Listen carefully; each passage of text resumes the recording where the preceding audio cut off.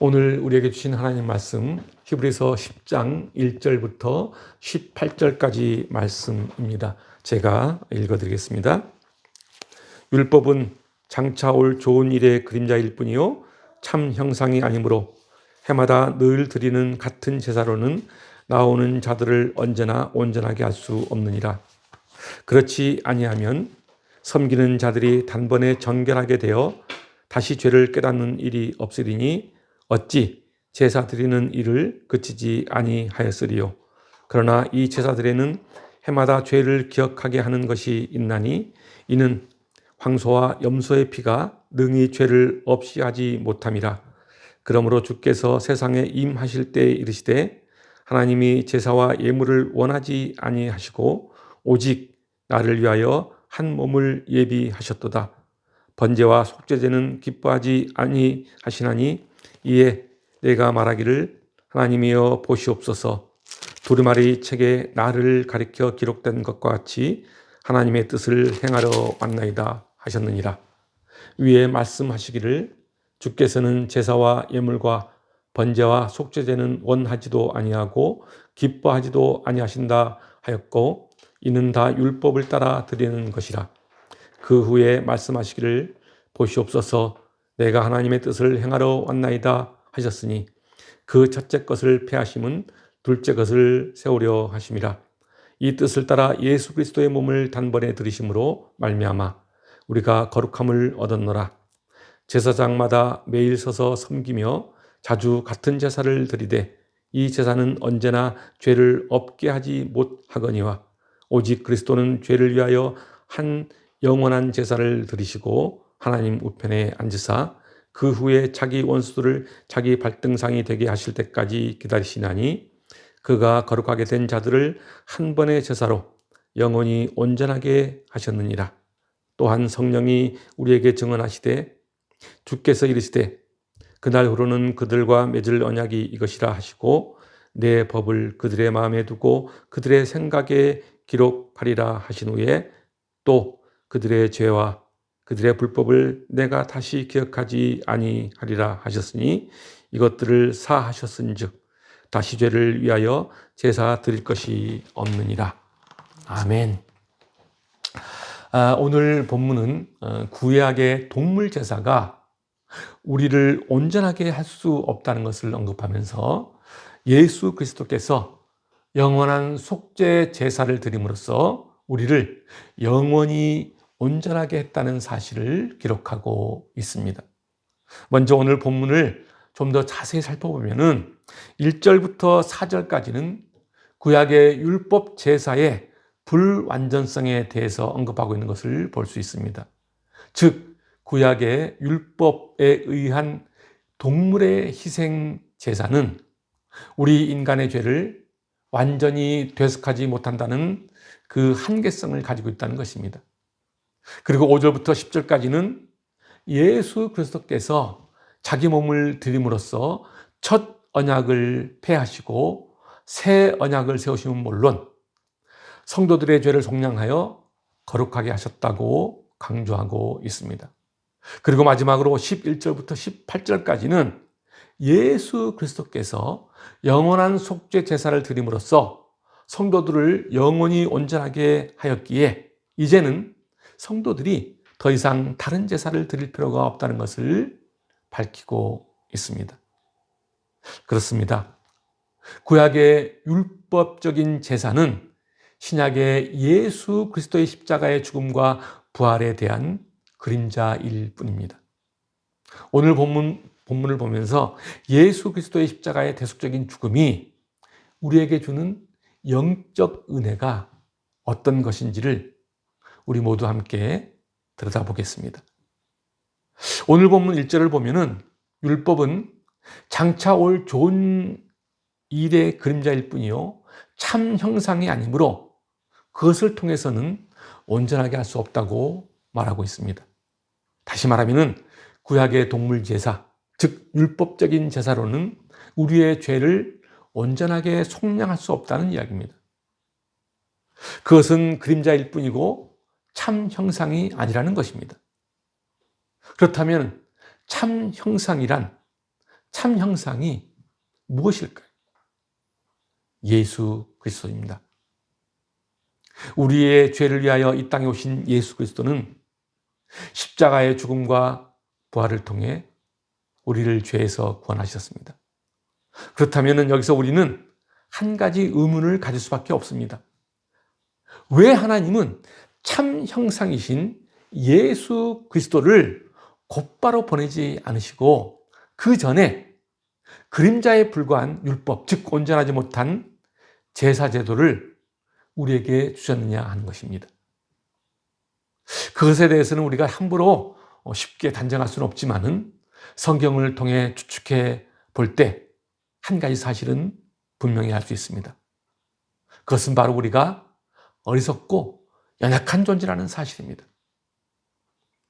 어리석고 연약한 존재는 반드시 그 사물의 가치와 의미를 깨닫기 위해서는 상대적 비교 경험이 있어야 한다는 것입니다. 상대적 비교 경험이 없으면은 그 사물의 존재와 그 존재의 가치와 의미를 진정으로 깨닫기가 매우 어렵습니다. 쉽게 예를 들면은 이렇습니다. 어릴 때부터 부족함 없이 자란 사람은 자신이 지금 누리는 그 현재의 행복을 잘 알아차리지 못합니다. 당연하다고 생각합니다. 언제나 풍족하게 살았기 때문에 지금 누리고 있는 풍족함이 당연하다는 것이죠. 그래서 그런 사람은 쉽게 감사할 줄 모릅니다. 그것을 당연시 여깁니다. 그런데 자신이 비참한 생활에 빠지고 부족함으로 인해 고통을 경험해 보고 나면은 비로소 과거에 누렸던 풍족한 그 시간들이 아주 소중했다는 것을 경험하게 됩니다. 이것을 상대적 비교 경험이라고 합니다. 누가복음 12장을 보면은 탕자 비유가 나옵니다. 부족함 없이 행복한 삶을 누리고 있던 둘째 아들은 어느 날 아버지로부터 자신의 받을 재산을 미리 달라고 해서 그것을 가지고 집을 나갑니다. 부족함 없이 행복한 삶을 누리고 있었음에도 불구하고 현재 자신의 삶에 만족을 느끼지 못했던 것입니다. 그런데 막상 집을 나가 생활해 보니 모든 것이 자신의 뜻대로 되지 않습니다. 가지고 간 모든 재산은 탕진되었고 거지 같은 처참한 상황에 빠집니다. 심지어 돼지 사료인 쥐엄 열매로 자신의 배를 채우는 비참한 지경에까지 이릅니다. 자신이 비참한 상태로 전락하고 난 후 비로소 자신의 과거를 되돌아보게 됩니다. 아버지를 떠나 말할 수 없는 굶주림과 절망적인 상황에 이르자 과거 아버지 품에 있었던 시절이 너무나 행복했음을 깨닫습니다. 그리고 탕자는 아버지 품으로 다시 돌아옵니다. 과거에 누렸던 행복의 가치를 모르고 살았던 탕자는 집을 나가 비참한 그 시간들을 경험해 보니 이전에 누렸던 시간들이 얼마나 소중하고 가치 있는 시간들이었는지 비로소 깨닫게 된 것입니다. 탕자는 상대적 비교 경험을 혹독하게 치른 결과 자신의 삶의 가치와 의미가 어떤 것인지를 비로소 깨닫게 된 것입니다. 그렇습니다. 우리 인간은 상대적 비교 경험을 해보아야 비로소 행복의 가치와 의미를 깨달을 수 있을 만큼 매우 연약하고 어리석은 존재입니다. 이렇게 어리석고 연약한 존재가 하나님의 뜻을 깨닫는다는 것이 얼마나 어렵겠습니까? 하나님은 우리가 상대적 비교 경험을 느끼도록 먼저 불완전한 율법의 제사 제도를 통해 우리를 하나씩 깨닫게 한 것입니다. 그리고 참 형상인 예수 그리스도의 구원을 허락하셨습니다. 이러한 구원은 우리 인간의 연약함과 어리석음을 배려하기 위한 하나님의 섭리입니다. 만일 하나님께서 우리가 상대적 비교 경험을 느껴보지 못하고 바로 참 형상인 예수 그리스도의 구원을 허락하셨다면 아마도 모든 인간들은 십자가의 구원의 은혜를 이해하는데 커다란 어려움을 겪었을지도 모릅니다. 그 가치와 의미를 제대로 읽어낼 수가 없었을 것입니다. 그리고 하나님은 이렇게 점진적인 은혜를 통해 당신의 섭리를 깨닫게 했던 것입니다. 오늘 본문 1절부터 3절까지의 내용을 요약하면 한마디로 율법의 제사는 사람을 온전하게 할 수 없고 단지 죄를 깨닫게 하고 생각나게 할 뿐이라는 것입니다. 이 말은 곧 우리 안에 죄 자체가 제거되지 않고 마음속에 남아 있어서 찌꺼기처럼 끊임없이 고통과 괴로움을 안겨준다는 것입니다.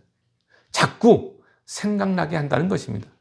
그 이유는 율법의 제사가 짐승의 피로 드려진 불완전한 제사였기 때문입니다. 그래서 율법의 제사는 매번 반복하여 드린다는 특징을 가지고 있습니다. 그러나 반복해서 제사를 드린다고 해서 우리 안에 남아있는 죄의 찌꺼기가 사라지는 것은 아닙니다. 오히려 죄에서 해방되지 못하고 자꾸 생각이 나 마음에 고통을 줄 뿐입니다. 만약에 율법의 제사가 사람들의 죄를 온전히 깨끗하게 한다면 굳이 매년 같은 제사를 반복해서 드릴 필요가 과연 있을까요? 반복해서 드린다는 것은 그것이 불완전하다는 증거이고 또한 우리 인간의 연약함만을 드러낼 뿐입니다. 그러니까 율법의 제사, 즉 동물의 피로 드리는 제사는 우리의 내면에 깊이 숨겨진 죄책감은 씻을 수 없다는 것입니다. 그러나 이런 희생 제사는 우리 안에 있는 죄를 생각나게 만들고 그로 인해 그 죄를 회개하게 만드는 긍정적인 역할도 있습니다. 짐승의 희생 제사는 예수님이 오셔서 죄를 영원히 해결하실 때까지 일시적으로 죄를 해결하는 방법을 제공했을 뿐입니다. 오늘 본문 3절부터 5절까지를 보면은 그러나 이 제사드리는 해마다 죄를 기억하게 하는 것이 있나니 이는 황소와 염소의 피가 능히 죄를 없이 하지 못함이라. 그러므로 주께서 세상에 임하실 때에 이르시되 하나님이 제사와 예물을 원하지 아니하시고 오직 나를 위하여 한 몸을 예비하셨도다 라고 말하고 있습니다. 그러니까 짐승의 희생 제사는 우리의 죄를 온전히 제거할 수 없기에 예수께서 자신의 몸을 드렸다는 말입니다. 그러면서 6절에서는 어떻게 말하고 있죠? 한번 보겠습니다. 번제와 속죄제는 기뻐하지 아니하시나니. 동물을 제물로 삼아 드린 제사는 인간의 죄를 온전히 제거할 수 없기에 하나님이 기뻐하지 않으신다는 말입니다. 그러면은 이러한 제사는 누구에게 의해서 제정되었습니까? 모두 하나님께서 직접 제정하시고 드리라고 명령한 것들입니다. 그렇다면은 하나님께서 기뻐하지 않는다라는 것은 명백한 모순이 아닐 수 없습니다. 여기서 우리는 하나님이 말하고자 하는 진정한 의미가 다른 것에 있구나라는 것을 알 수 있습니다. 그러니까 6절에서 이야기하고자 하는 그 진정한 그 하나님의 그 의미는 하나님은 우리가 드리는 제사나 예물 자체보다는 드려지는 우리의 마음을 보신다는 것입니다. 그래서 드려진 그 마음이 하나님께 합당하지 않으면은 기뻐하지 않으신다는 말입니다. 다시 말하면은 순종이 없는 번제와 속죄제는 하나님이 기뻐하지 않는다는 이야기입니다. 이 말은 사무엘상에서 언급하고 있는 순종이 제사보다 낫다는 말을 통해 증거되고 있습니다. 그런데 많은 사람들은 보이지 않는 그 마음보다는 겉으로 드러나 보이는 외적인 것들에 더 많은 신경을 쓰는 경향이 있습니다. 그래서 외적인 것들로 자신을 포장하여 자신의 마음을 감추는 사람들이 있습니다. 심지어 위선과 가식으로 살아가는 사람들 중에 사회 지도층 사람들이 그 많다는 것은 우리에게는 너무나 슬픈 현실입니다. 예일대학에서 연구한 거짓 신호 이론이라는 것이 있습니다. 이 연구에 의하면 사람들을 향해 타인의 비도덕성을 비난하면서 나는 그런 나쁜 짓을 하는 도덕적인 사람이, 나는 그러한 나쁜 짓을 하지 않는 도덕적인 사람이라는 신호를 보내는 것이 바로 거짓 신호 이론이라고 합니다. 실제로 자신은 나쁜 짓을 저질렀음에도 불구하고 타인을 마구 비난함으로써 본인은 그 사람들과 다른 사람이라는 거짓 신호를 보내고 다른 사람들이 자신을 도덕적인 사람이라고 믿도록 만든다는 것입니다. 그런데 사람들이 이 위선자의 정체를 알게 되면은 사람들은 더 큰 분노를 한다는 것이죠. 그렇다면 왜 사람들은 이런 위선적인 노름을 즐기는 것일까? 그 이유는 타인을 비난하는 것은 자신의 무고함을 직접 밝히는 것보다 더 강력한 도덕성의 신호로 판단되기 때문입니다. 그리고 그 도덕적 행동이라는 비용도 들이지 않고 자신의 평판을 향상시키고 비난한 타인에게 모욕을 주기 위함입니다.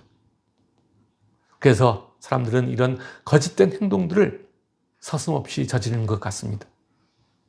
그런데 일반적으로 대부분의 사람들은 이렇게 마음에 없는 거짓되고 가식적인 행동을 너무나 싫어합니다. 싫어하면서도 다른 한편으로는 자신이 가식적이고 위선적인 모습으로 살아간다는데 문제가 있습니다. 이렇게 이중적인 모습을 보여주는 이유는 무엇일까?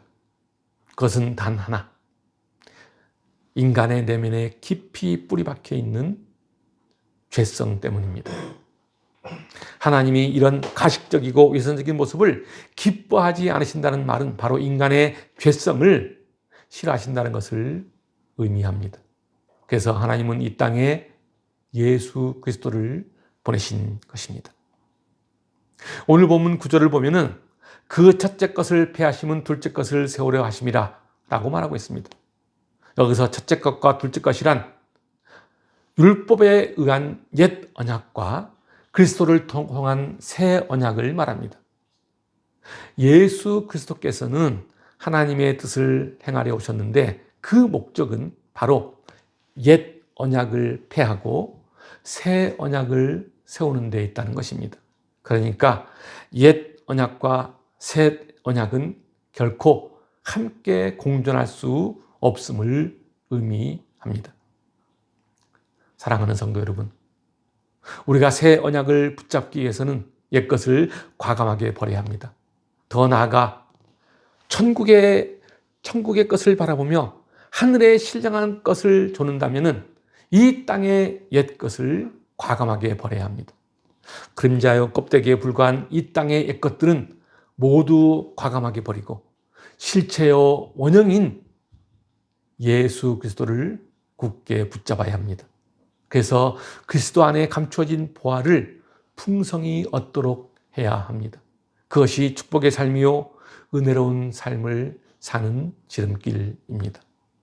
다시 오늘 본문 11절을 보면은 구약의 제사장들은 매일 서서 섬기는데 이러한 제사는 언제나 죄를 없애지 못한다고 말합니다. 하루도 빠지지 않고 수고했지만은 인간의 죄를 다 씻을 수 없다는 이야기입니다. 제사장들은 매일매일 성전에 나와 성소에 분향하고 그리고 촛대에 불을 붙이며 또 매년 지성소에 나와 속죄 제사를 드렸습니다. 언제나 성전에 나와 이 모든 일을 했던 것입니다. 하루도 빠지지 않고 앉지도 않고 서서 수고를 했지만은 그럼에도 불구하고 그들이 드린 제사로는 완전한 속죄를 얻지 못했습니다. 왜 그랬을까요? 그것은 창세기 3장에서 그 답을 얻을 수 있습니다. 창세기 3장 17절부터 19절 말씀입니다. 아담에게 이르시되 내가 내 아내의 말을 듣고 내가 내게 먹지 말라 한 나무의 열매를 먹었은즉 땅은 너로 말미암아 저주를 받고 너는 내 평생에 수고하여야 그 소사를 먹으리라. 땅이 내게 가시덤불과 엉겅퀴를 낼 것이라. 내가 먹을 것은 밭의 채소인즉 내가 흙으로 돌아갈 때까지 얼굴에 땀을 흘려야 먹을 것을 먹으리니 내가 그것에서 취함을 입었습니다. 너는 흙이니 흙으로 돌아갈 것이니라 하시니라. 인간은 태초의 범죄로 인해 얼굴에 땀을 흘려야 겨우 먹을 것을 취할 수 있었고 평생 이런 수고를 거듭하다 결국 흙으로 돌아가야 하는 심판을 받은 것입니다.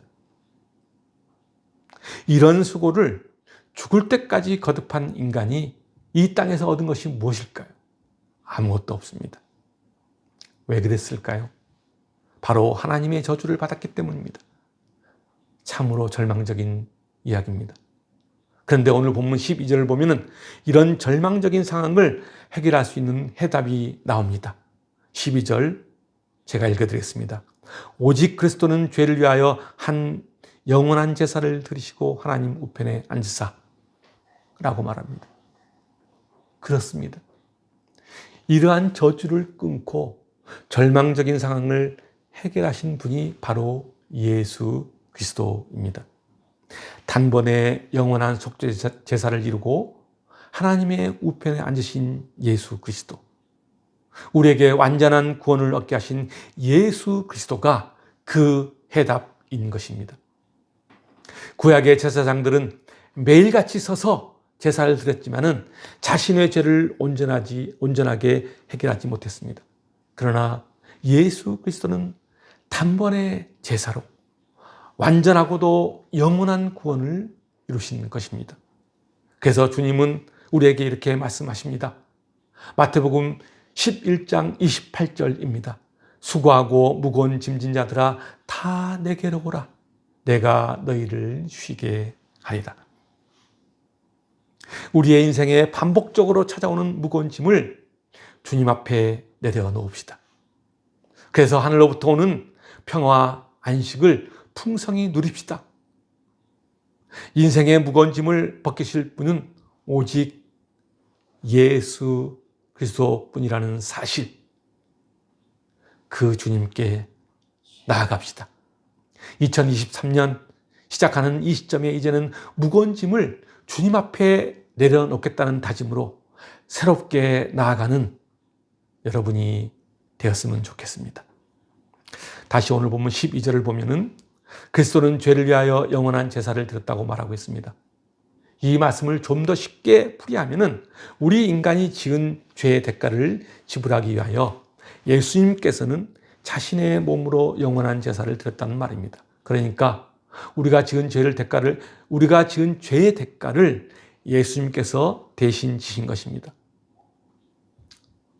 그렇다면 여기서 말하는 죄는 무엇일까? 하나님과 멀어지는 삶, 하나님의 말씀을 따르지 않는 것이 바로 죄입니다. 다시 말하면은 하나님 말씀보다는 내가 하고 싶은 대로, 내가 마음먹은 대로, 내 뜻대로 행하는 것이 바로 죄입니다.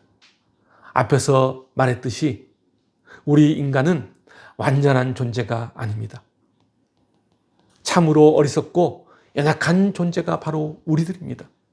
그런 존재가 자신이 마음먹은 대로 행동하고 스스로 죄 문제를 해결하려고 하는 것은 영적 갈등만 그리고 영적 갈증만 더하게 할 뿐입니다. 그래서 영혼을 죽이는 달콤한 독약이 바로 죄인 것입니다. 이렇게 어리석고 연약한 존재인 우리들이 우리 스스로 죄를 해결할 수 있을까요? 그렇지 못합니다. 그래서 예수님은 이 땅에 오셨고 그리고 십자가에서 돌아가신 것입니다. 우리의 모든 죄악의 대가가 예수 그리스도의 생명으로 치러진 것입니다. 오늘 보면 17절과 18절을 보면은 또 그들의 죄와 그들의 불법을 내가 다시 기억하지 아니하리라 하셨으니 이것들을 사하셨은즉 다시 죄를 위하여 제사 드릴 것이 없느니라 라고 말하고 있습니다. 그렇습니다. 하나님은 예수 그리스도와 맺은 새 언약의 피로 예수 그리스도를 믿는 모든 사람들의 불법을 두 번 다시 기억하지 않을 것이라고 말씀하고 계십니다. 그리고 구약의 속죄 제사는 완전히 폐지되었음을 확실하게 선포하고 있습니다. 하나님과 인간 사이에 놓여있던 장애가 영원히 제거된 것입니다. 아담 안에서 모든 사람이 죄를 지어 모든 사람은 멸망하게 되었습니다. 그러나 이를 불쌍히 여긴 하나님은 말씀이신 예수님을 희생 제물로 삼으셔서 그를 믿는 자마다 영생을 얻는 길을 여셨습니다. 그래서 누구든지 예수 그리스도 안에 있으면 새로운 피조물이 되어 새 것이 됩니다. 그러므로 우리의 온전함은 오직 예수 그리스도 안에서만 가능합니다. 주님은 이 시간에 우리에게 이렇게 말씀하고 계십니다. 내가 너희 불법을 다시는 기억하지 않겠다. 오직 너희 믿음만을 보겠다. 라고 말씀하고 계십니다. 사랑하는 성도 여러분, 세상의 소리에 귀 기울이지 말고 또 흔들리지도 맙시다. 오직 예수 그리스도만을 붙잡고 한 걸음 한 걸음 나아갑시다. 그럴 때 여러분의 삶에는 주님이 주시는 안식과 평강의 축복이 함께 할 것입니다. 그 은혜가 여러분의 삶을 풍성하게 하기를 주님의 이름으로 간절히 축복합니다. 기도하겠습니다.